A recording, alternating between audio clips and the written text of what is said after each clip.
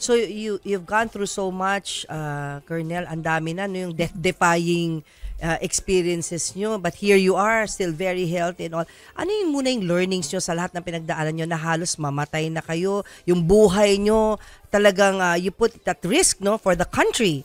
O, ano po muna yung learnings nyo about life? Well, sabi ko nga, we need, marami nagtatanong kasi, sabi nila, with all your injuries, ba't ka nabuhay? Yeah. Ang sagot ko, siguro may mission pa tayo. Ngayon, balik tayo sa bakit tumatagal ako. Kasi nung tinamaan ako nung 89 na yan, for 11 years, ginawa nila na na case study sa Viluna, yung kaso ko. Bakit daw, with his multiple organ injury, buhay pa siya, nabuhay.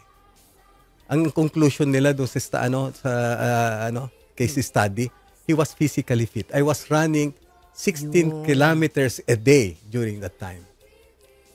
So, dahil doon... Prepare nyo yung katawan nyo for that.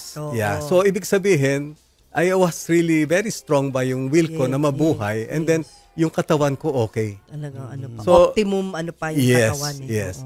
So, yun ang sinasabi ko palagi na exercise regularly. But at this age, at 68, do you think you will still be able to face all of those na hinarap nyo in the past, yung ganun katitinding mga laban? Kaya pa po ba? Alam nyo, sabi ko nga, pagka speak before a crowd, ay sabi ko, I have earned 49 in my 34 years and 8 months in the active service. No, I earned 49 medals and awards and 67 hits. No? Not 70, not 68, but 67. Pinapakita ko sa kanila yung mga sugat ko. And I am more than willing, no, to get more. Wala kayong aatrasan.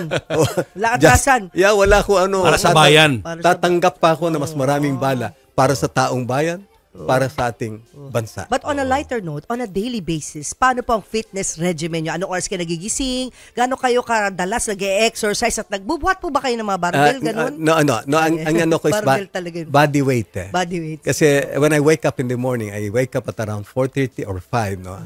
Start my workout. Sometimes pagka sabi ko nga, the best doctor is our body.